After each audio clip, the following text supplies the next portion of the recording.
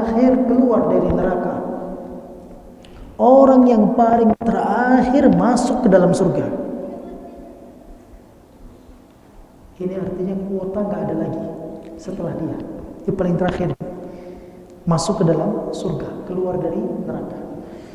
Kata Nabi SAW, itu orang dikhayalkan oleh Allah, annal jannata qad mal'a. Surga itu sudah penuh. Lantas Allah katakan, ya abdi idhab, wahai hambaku, pergi kamu masuk ke dalam surga, pilih tempatmu di sana. Dia katakan, ya Allah, surga sudah penuh. Antara atas tahzi'ubi, engkau Tuhanku ya Allah, apakah engkau akan menghinakanku? Kemudian Allah katakan, wahai hambaku, pergi kamu ke dalam surga, cari tempatmu di sana, pilih. Digambarkan sama dirinya, surga telah penuh. 3 kali diskusi itu terjadi, sampai akhirnya Allah katakan kepada hambanya, sungguh wahai hambaku, aku akan berikan kepadamu kedudukan di surga seperti kedudukan 10 kerajaan dunia. Itu yang paling terakhir masuk surga. 10 kerajaan dunia, jemaah. Ini paling terakhir. Gimana gak ridha? Fa'amma man thaqulat mawazinu fahuwa fi 'ishatin radiyah. Barang siapa yang berat timbangannya, maka dia akan berada di dalam kehidupan penuh dengan keridhaan. Bagaimana tidak ridho kalau dia dimasukkan ke dalam surga? Yang paling rendah tingkatan surga itu seperti kerajaan dunia. Saat ini jemaah nggak ada orang yang memiliki kerajaan dunia. Yang punya Indonesia, yang punya sebagian sebelah negara, tapi dunia nggak ada. Kalaupun ada, maka belum ada apa-apanya dengan akhirat. Kenapa? Karena orang yang paling terakhir masuk ke dalam surga itu seperti mendapatkan 10 kerajaan dunia. Makanya Allah menceritakan tentang dunia ini, jemaah, la'ibun wa lahwun wa zina wa tafakhur. Dunia ini cuman mainan, cuman sendah gurau, perhiasan-perhiasan sedikit, jemaah, dan kesombongan-kesombongan. Inilah dunia kita. Orang Arab mengatakan dunia dengan dunia. Kenapa?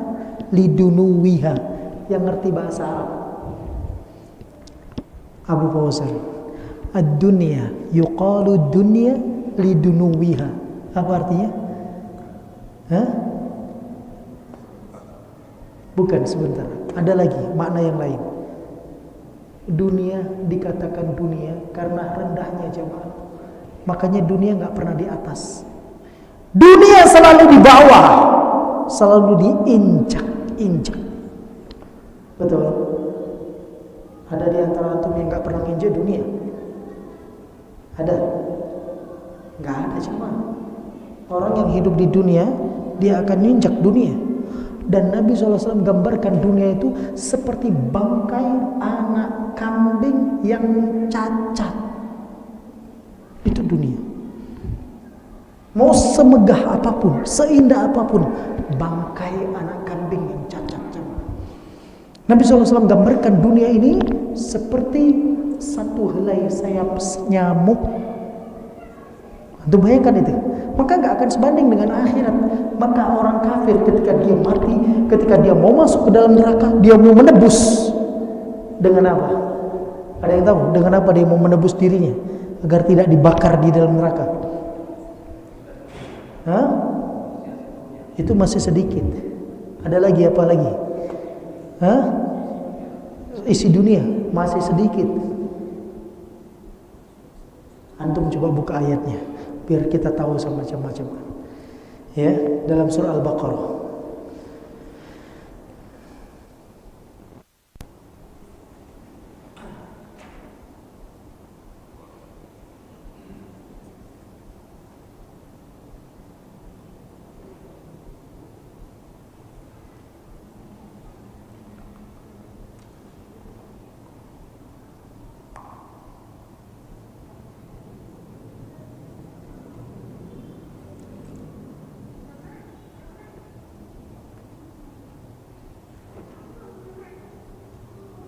Baik.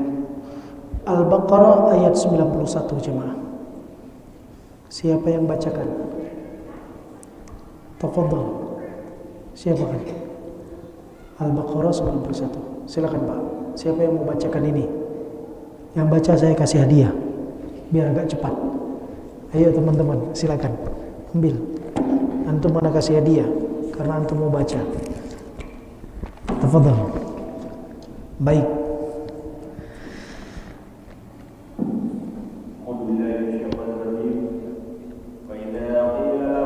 Salah ayatnya. Ayat 91 Al-Baqarah. Mohon maaf, afwan. Al-Imran ayat 91. Al-Imran ayat 91. Ayo jemaah, antum baca biar supaya kita lihat bagaimana remehnya dunia ini.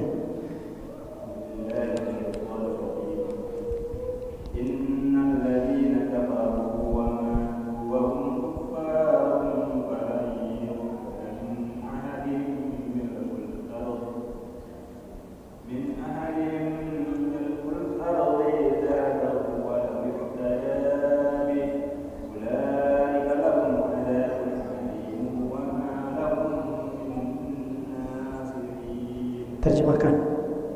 Sesungguhnya orang-orang yang kafir dan mati senang mereka tetap dalam kekafirannya, maka tidaklah akan diterima dari seorang di antara mereka emas penuh bumi, walaupun dia menebus diri dengan emas yang sebanyak itu. Bagi mereka itulah sisa yang putih dan sekali-kali mereka tidak memperoleh penolong. Antum tahu itu jemaah? Kalau kita sekarang ditawan, anak kita ditawan, mungkin kita akan tebus anak kita. Dengan apa kita mau tebus? Dengan mobil bisa kita bayar, dengan rumah bisa kita bayar, dengan pangkat jabatan bisa kita bayar. Tapi kalau yang diminta emas sepenuh bumi, gimana cara membayar jemaah? Tapi masalahnya di akhirat, untuk menebus api neraka jemaah, emas sepenuh bumi dia datangkan. Untuk melepaskan dirinya dari siksa neraka, enggak Allah lepas. Allah katakan di dalam surat Al-Imran ayat 91, innal ladzina kafaru wa matu wa hum kuffar. Itu orang-orang kafir, kalau mereka mati dalam keadaan kekafiran mereka. Dari sini garis bawah jemaah, jangan sampai mati kafir. Garis miring murtad, garis miring musyrik, garis miring munafik i'tiqadi. Jangan sampai mati dalam kondisi demikian. Allah ingatkan kepada kita selalu, wala tamutunna illa wa antum muslimun. Jangan kamu mati kecuali dalam keadaan Islam. Ini kunci untuk masuk surga jemaah. Tapi ingat, setiap kunci ada geriginya. Tidak semua kunci bisa membuka pintu jemaah. Maka geriginya itu adalah la ilaha illallah. Penuhi syaratnya, penuhi rukunnya, penuhi kewajiban-kewajiban kalimat la ilaha illallah. Jangan dibatalkan. Kalau dibatalkan, mati kafir jemaah. Kalau mati kafir, innal ladzina kafaru wa matu wa hum kuffar. Itu orang-orang mati yang mati dalam keadaan kafir. Kalau dia mau menebus dirinya nanti di akhirat, Allah katakan falan yuqbala min ahadihim mil'ul ardi dhahaban wal iftada. Kalau mereka ingin tebus dirinya dari siksa api neraka, dia kasih emas segunung, tidak 10 gunung, tidak sepenuh bumi emas. Kata Allah, enggak akan diterima tebusan mereka. Enggak bisa jemaah. Ini menunjukkan dunia ini seperti bangkai bagi Allah, enggak diterima. Apa antum mau? Atau antum mau ditebus dengan bangkai jemaah? Enggak. Itu kita. Bagaimana Allah? Allah menganggap dunia ini seperti bangkai. Nabi SAW sebutkan bangkai anak kambing yang cacat. Itu yang Nabi SAW ceritakan. Seperti sehelai sayap nyamuk. Itu yang Nabi ceritakan. Oleh karena itu ketika dia mati dalam keadaan kekafirannya, berusaha menebus dirinya dari siksa yang sangat pedih, dia nggak bisa jemaah. Walaupun dia datangkan emas sebesar sebanyak bumi, sepenuh bumi ini, emas tidak bisa. Allah katakan, ulaika lahum adzabun alim. Mereka akan dapat azab yang sangat pedih. Kemudian wa ma lahum min nasirin. Tidak ada penolong yang bisa menolong mereka. Tidak ada pembela, tidak ada penyelamat yang bisa mengeluarkan mereka dari neraka. Berat urusannya jemaah. Ini berat urusannya. Makanya jemaah, ini kita masih hidup. Masih ada kesempatan untuk bertobat. Masih berkesempatan untuk menambah amal. Waktu kita di sini sekarang jemaah. Orang punya uang bukan cuman eman. Kalau sudah TT-an, di atas T itu apa? Gak tahu kita. Sudah biliunan jemaah. Kalau waktunya habis, dia bawa apa ditinggal?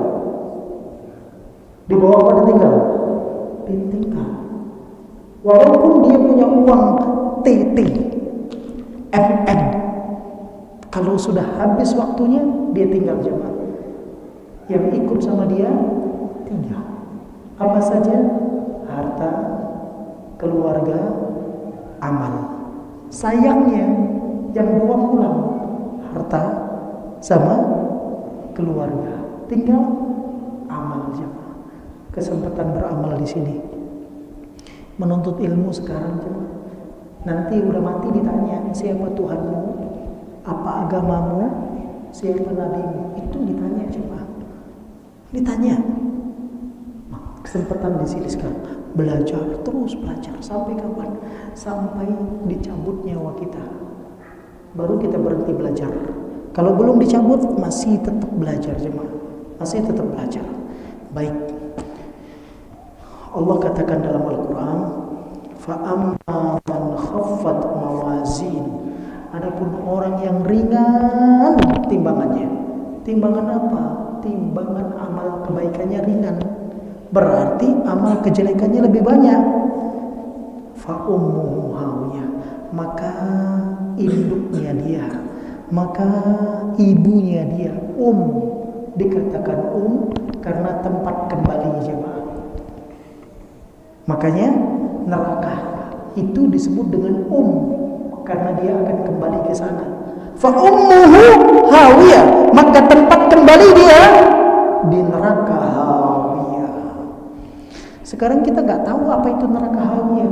Allah kasih tahu kita. Wa ma adraka ma hiya. Tahukah kalian apa itu neraka hawiyah?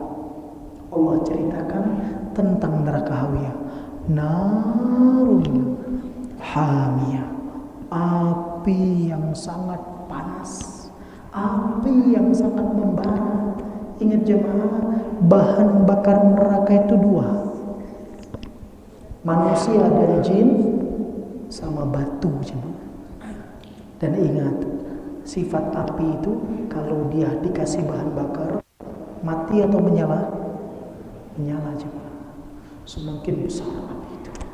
Nah, orang-orang yang timbangannya ringan, maka dia akan dimasukkan ke dalam narun hamiyah, api yang sangat panas. Nabi SAW pernah menceritakan tentang api tersebut. Nabi pernah menceritakan kepada kita tentang api tersebut.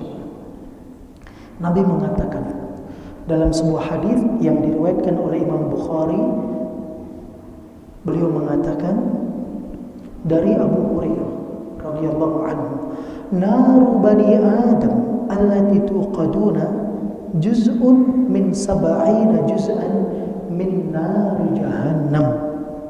Kata Nabi, api yang dipakai anak Adam di dunia ini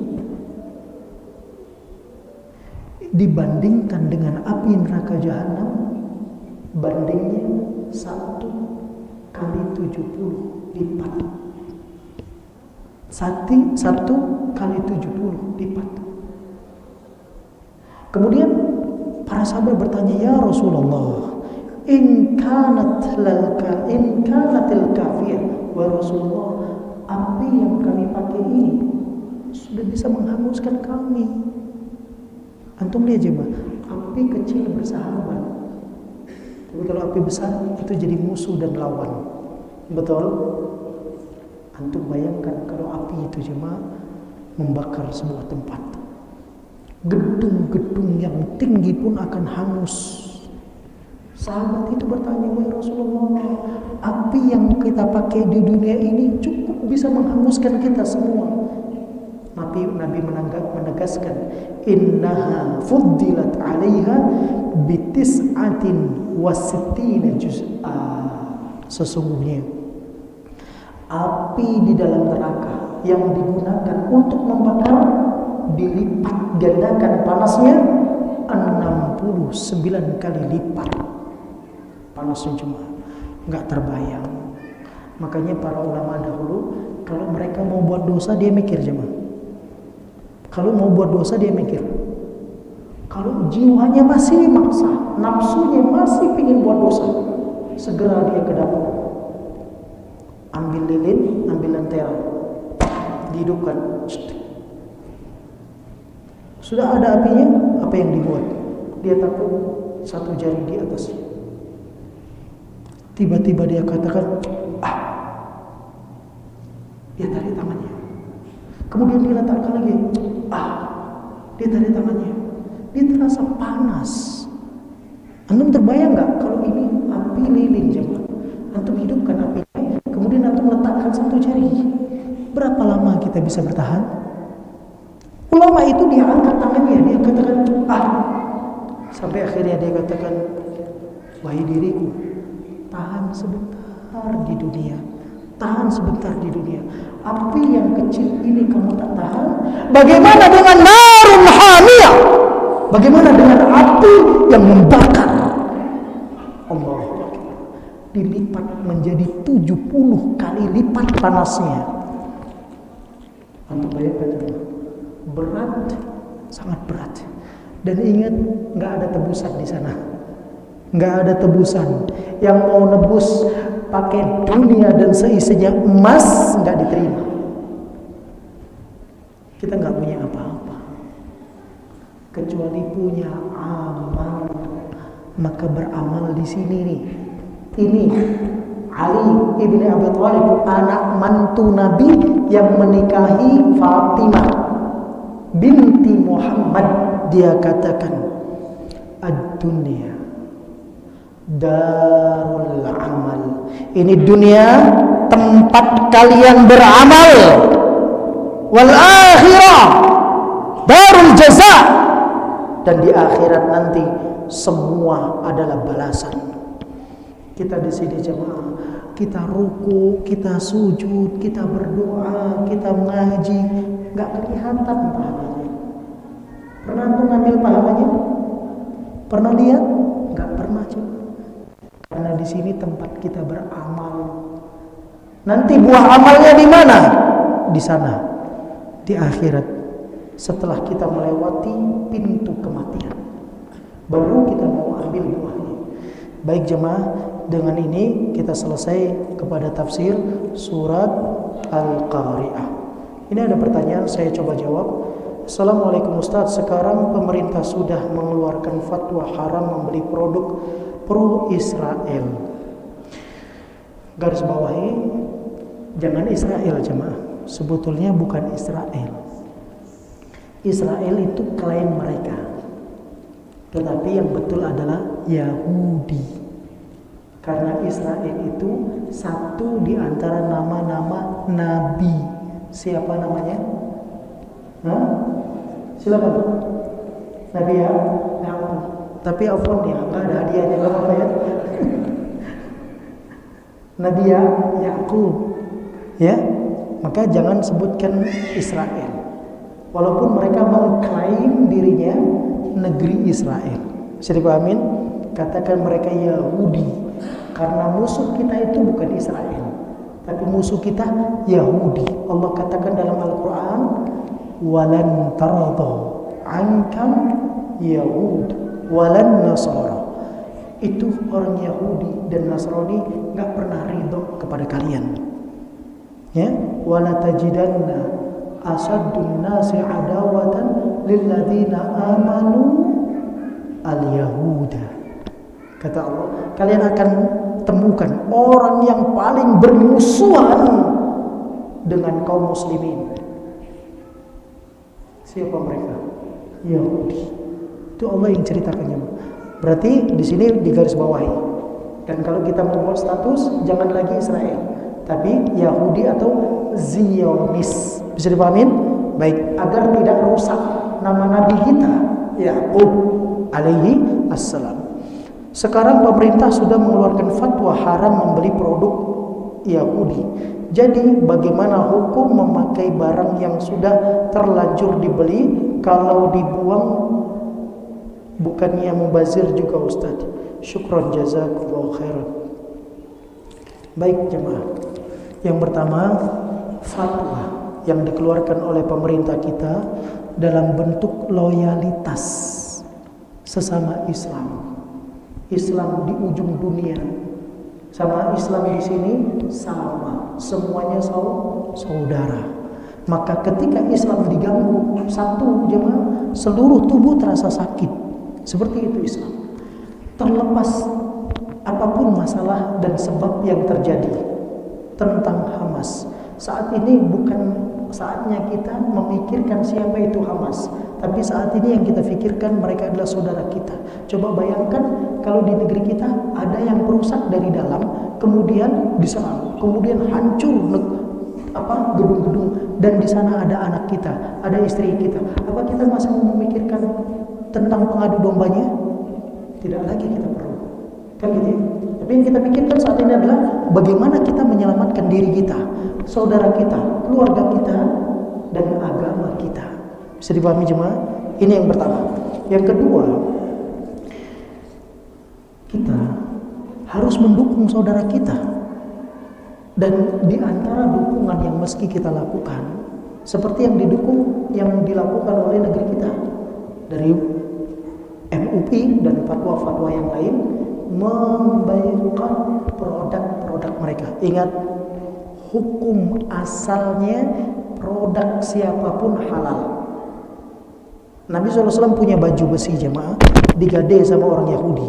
Nabi perli perdagangan sama orang Yahudi, kan gitu ya. Ini hukum asalnya, boleh. Tapi ketika ada pertikaian seperti ini, nah ini menyebabkan berubah hukumnya. Kenapa? Karena kalau kita beli sesuatu, nanti akan masuk ke investasi mereka, masuk ke yang saham mereka diberikan kepada mereka berapa persen. Kemudian kalau kita bayangkan saham itu menjadi peluru, menjadi bom, menjadi rudal yang ditembakkan meluncur ke Palestina, saudara-saudara kita. Berarti kita penyumbang biaya rudal mereka untuk menghancurkan saudara kita. Bisa dipahami ini? Baik. Ini yang kedua. Yang ketiga jemaah, yang antum perlu pahami bahwa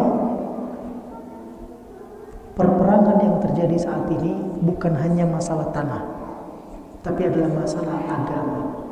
Masalah agama. Dan Allah sudah ceritakan di dalam Al-Quran tentang yang demikian. Kemudian yang keempat,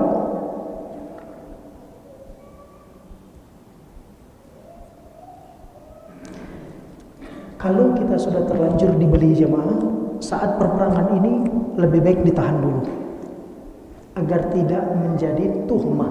Apa itu tuhmah?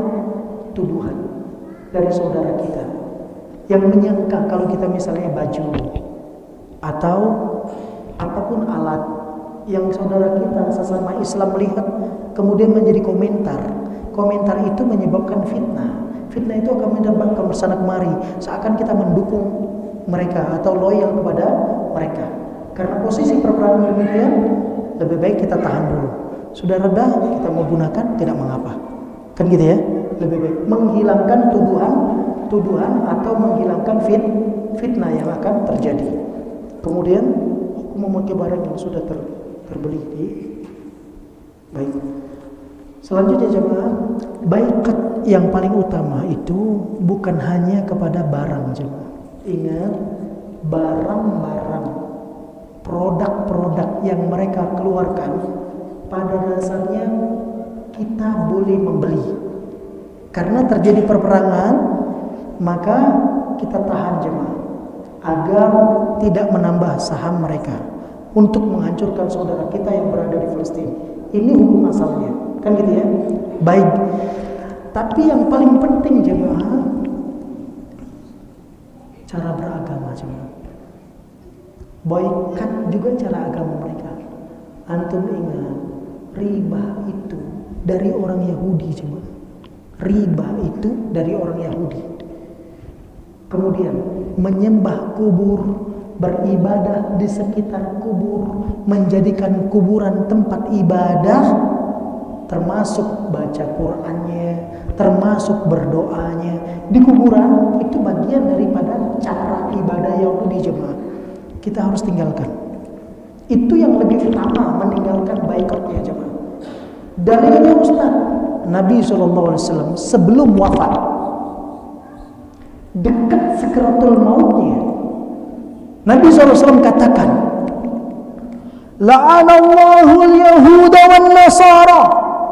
Semoga Allah melaknat Yahudi dan Nasrani.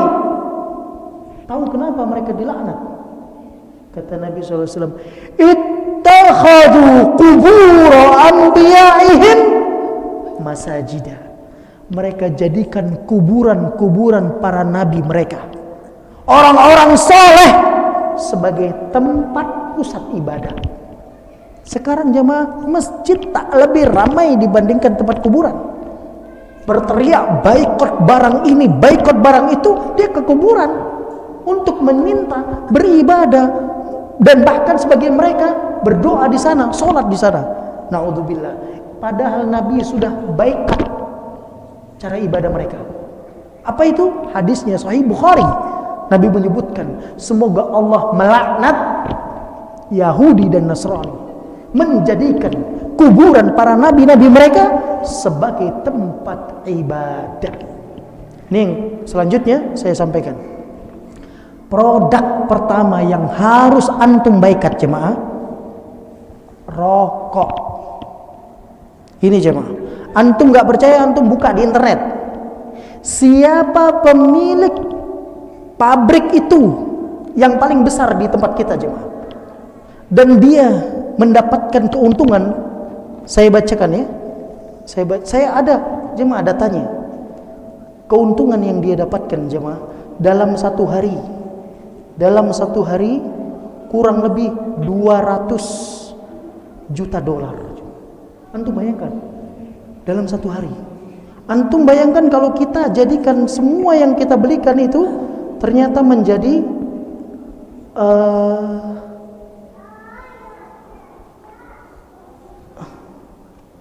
saya bacakan. Buat kalian yang sudah memboikot produk-produk Yahudi, jangan lupa boikot juga produk ajaran dan kebiasaan mereka yang lainnya, seperti sistem riba, perayaan-perayaan yang tidak diajarkan oleh Islam, seperti tahun baru, itu milik Yahudi bukan milik Islam. Valentine, mengagungkan kuburan-kuburan dan mengkeramatkannya, beribadah di sana, memakan harta yang haram, mengingkari syariat-syariat yang telah dijelaskan dalam Al-Quran karena hawa nafsu yang diikuti. Kemudian saya bacakan lagi tentang rokok. Kalau kita perhatikan, total perokok muslim di dunia berjumlah 400 juta orang, berjumlah 400 juta orang, dan 150 juta adalah Indonesia. Produsen rokok terbesar adalah Fulan. Donasi Fulan kepada Yahudi adalah 12% dari profit yang mereka raih. Kalau harga rata-rata rokok tersebut adalah $1 per bungkusnya. $1 berapa? 15.000. Sekarang nggak ada harga 15.000, betul? Rata-rata 20, 25, betul ya? Kita kasih rata-rata $1, harga paling murah, kan gitu ya? Kalau rata-rata harga satu bungkusnya adalah $1, berarti dari kalangan Muslim saja mereka mendapatkan $400 juta per hari. Kalau 50% untuk umat Muslim, kalau 50% umat Muslim penghisap produk fulan, maka produk mereka laku 200 juta bungkus per hari di Indonesia. Artinya mereka mendapatkan keuntungan sebesar $200 juta per hari dari Indonesia. Untuk bayangkan coba. Dan itu yang akan dikirimkan sebagai apa? Sebagai apa tadi? Apa namanya? Sumbangan, apa namanya? Donasi jemaah yang dimasukkan ke sana. Subhanallah. Tulisan terakhir dia bilang, bertobatlah engkau wahai para ahli hisab. Saat ini engkau bukan hanya membunuh dirimu, tapi engkau sedang berusaha membunuh saudaramu. Tulisan rokok antum baca jemaah. Tulisan rokok itu apa? Rokok membunuhmu. Bunuh. Saat ini perang Palestina bukan hanya membunuh dirimu, tapi juga membunuh saudaramu di Palestina. Karena engkau yang memberikan sumbangsi, donasi untuk mereka tanpa engkau sadari. Bisa dipahami jemaah? Bisa dipahami?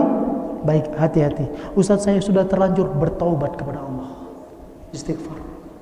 Bertaubat sebelum matahari terbit dari tempat terbenam, sebelum gunung-gunung seperti anai-anai jemaah, seperti debu, seperti kapas yang berterbangan. Bertobat kepada Allah. Ustaz, ana bisa menggunakan ini udah merek jualan nih. Baik, kita tutup jemaah, kita tutup dengan doa kafatul majelis. Ada yang bertanya nggak teman-teman? Ada yang bertanya? Tidak ada. Kita tutup dengan doa kafatul majelis. Mohon maaf jemaah atas kekeliruan yang saya sampaikan, tapi ingat, saya menyampaikan ini semua dengan dalil. Ini ayatnya, ini hadisnya, ini ayatnya, ini hadisnya. Kalau kejadian saat ini, pertanyaan yang ini itu muncul karena spontanitas, dan itu karena kecintaan kita kepada saudara kita di sana di Palestina. Kita nggak bisa kasih uang mereka buat membantu makan mereka. Kita nggak bisa jemaah. Kita mau perang ke sana juga kita nggak bisa. Bukan kita bala perang, malah kita ketakutan nanti di sana. Kan gitu ya? Yang ada kita bikin susah nantinya. Terus bagaimana? Satu-satunya jemaah, kalau kita tak bisa juga memberikan donasi, tak bisa juga mendoakan mereka, jangan donasikan harta kita kepada orang-orang Yahudi untuk menghancurkan saudara kita. Itu satu-satunya jemaah. Sehingga dari situ kita punya andil.